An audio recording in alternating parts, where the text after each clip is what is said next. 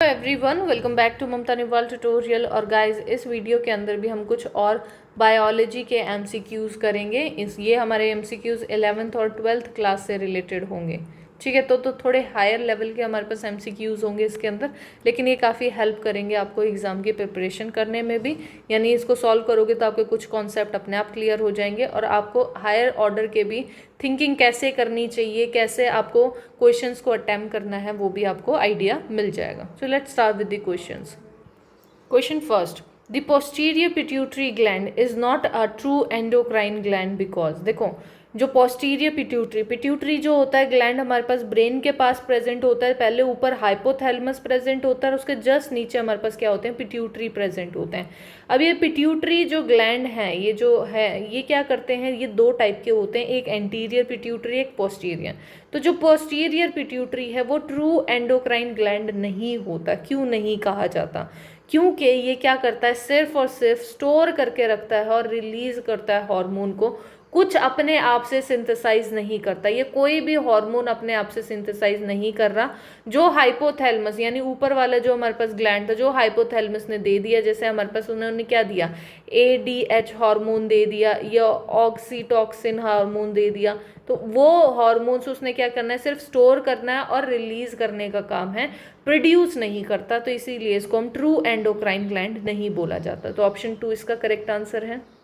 Next question देखते हैं, question number 2, the part of nephron involve in active resorption of sodium. देखो, sodium कहाँ पे एक्टिवली रीएब्जॉर्ब हो रहा है, ये पूछा गया है। ठीक है, यानी हमारे पास देखो पूरा, अगर हम नेफ्रॉन का एक स्ट्रक्चर बना के देखें तो स्ट्रक्चर कैसा दिखता है, कुछ ऐसा सा स्ट्रक्चर होता है। ये हमारे पास क्या है, बोमेन कैप्सूल, इसको हम क्या कहेंगे, बोमेन्स कैप्सूल। ठीक है, ये आप थोड़ी डिटेल अगर आपको पता होगी तो आगे जाके कोई भी क्वेश्चन आता है तो आप उनको सॉल्व कर पाओगे।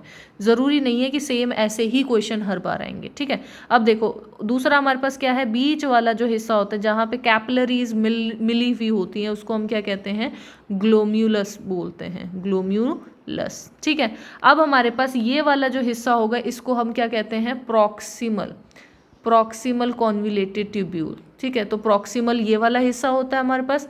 फिर नीचे जाएंगे तो ये हमारे पास लूप ऑफ हेनले आ जाएंगे, और ऊपर जाएंगे तो ये भी हमारे पास एक असेंडिंग और एक डिसेंडिंग। तो ये वाला हमारे पास क्या होता है, डिसेंडिंग, और ये है क्या, लूप ऑफ हेनले बोला जाता है। ठीक है, ये डिसेंडिंग है और ये वाला हमारे पास क्या है, असेंडिंग होता है।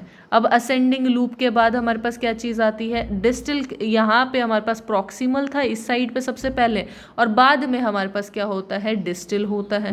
तो डिस्टल कॉन्विलेटेड ट्यूब्यूल हमारे पास यहाँ प्रेजेंट होती है, और बाद में ये सारा का सारा यूरिन कहाँ पे, एक कलेक्शन में इकट्ठा हो जाता है, यानी एक जगह पे, जिसको हम कलेक्टिंग डक्ट भी बोलते हैं। तो ये हमारे पास कलेक्टिंग डक्ट हो जाती है, यहाँ पे सारे का सारा जो यूरिन होगा वो कलेक्ट हो जाएगा। अब हमें पूछा क्या गया है सोडियम के लिए, कि सोडियम का रीएब्जॉर्प्शन कब होता है। मेनली सबसे पहले तो एब्जॉर्प्शन कहाँ पे, यहाँ से इसने एब्जॉर्ब कर लिया। अब सोडियम वापस ब्लड के अंदर कैसे जाएगा, तो सोडियम वापस ब्लड के अंदर प्रॉक्सिमल कॉन्विलेटेड ट्यूब्यूल से भी जाता है और डिस्टल कॉन्विलेटेड ट्यूब्यूल से भी जाता है। तो ये मतलब क्या है हमारे पास, ये दोनों के दोनों इसके राइट आंसर है। तो इसके दो आंसर हैं, ए और बी, दोनों सही हैं, दोनों से ही रीएब्जॉर्प्शन होता है सोडियम का। नेक्स्ट क्वेश्चन देखते हैं, question number 3, which of the following is hormone releasing IUD। देखो, हार्मोन को रिलीज करने वाला IUD इनमें से कौन सा है। IUD क्या होता है, इंट्रा यूटराइन डिवाइस। ठीक है, ये हम किसके लिए यूज करते हैं, कॉन्ट्रासेप्टिव के लिए यूज करते हैं। कॉन्ट्रासेप्टिव क्या होता है, जब आगे अगर बेबी प्रोडक्शन नहीं करना तो उसको रोकथाम के लिए क्या कहते हैं, उसको कॉन्ट्रासेप्टिव बोलते हैं। तो ये इंट्रा यूटराइन डिवाइस कौन सा ऐसा है जो कि हार्मोन रिलीज करता है, वो होता है हमारे पास LNG-20। ठीक है, जिसको हम लियोनॉर गैस्ट्रॉल 20 mg बोला जाता है। ठीक है, ये इसकी फुल फॉर्म होगी। तो इसका राइट आंसर हमारे पास क्या आएगा, ऑप्शन ए। नेक्स्ट क्वेश्चन देखते हैं, question number 4, embryo with more than 16 blastomere forms due to form due to the in vitro fertilisation. In vitro fertilisation क्या होता है?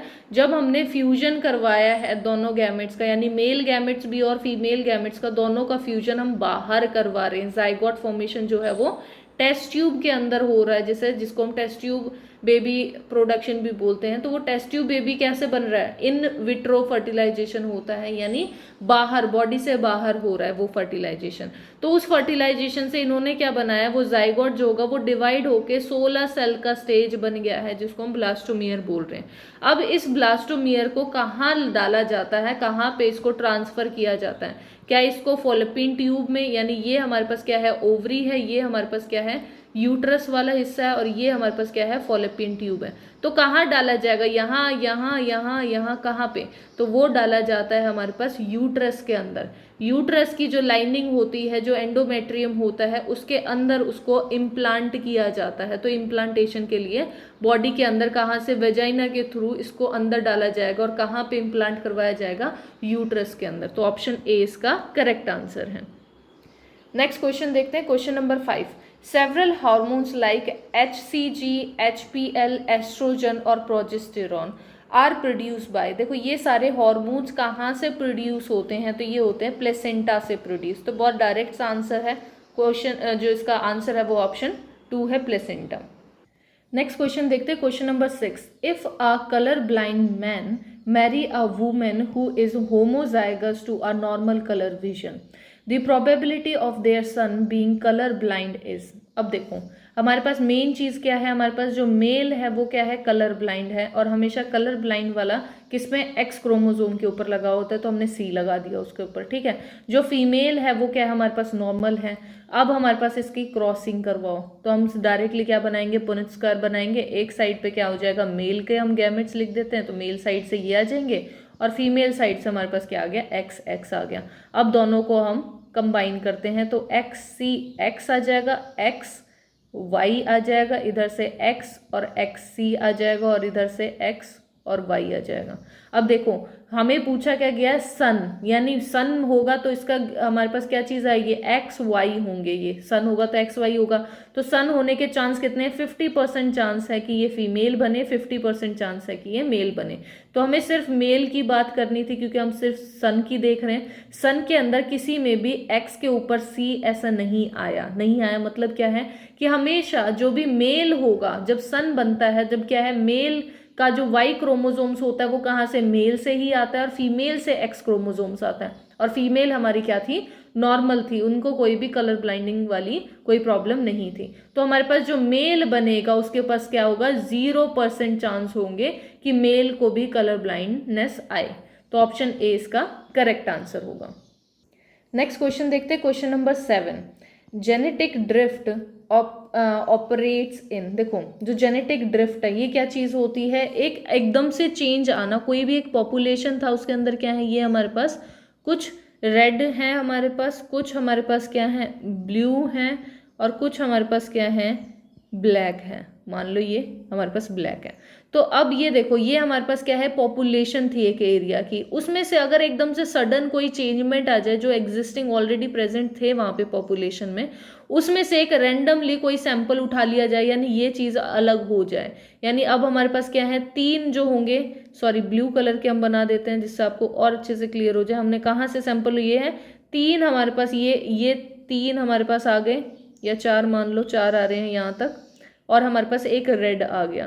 तो ये क्या है, हमारे पास चीज़ों को बिल्कुल एकदम से रैंडमली हमने उसकी फ्रीक्वेंसी जो थी बिल्कुल चेंज कर दी, जो पहले थी उससे एकदम से चेंज हो गई है। अब एक रेड बच गया और बहुत सारे ब्लू बच गए हैं, और ब्लैक वाला है ही नहीं। इसको हम क्या कहते हैं, जेनेटिक ड्रिफ्ट बोलते हैं। तो ये हमेशा अप्लाई कहाँ पे होगा, एक स्मॉल आइसोलेटेड पॉपुलेशन के अंदर।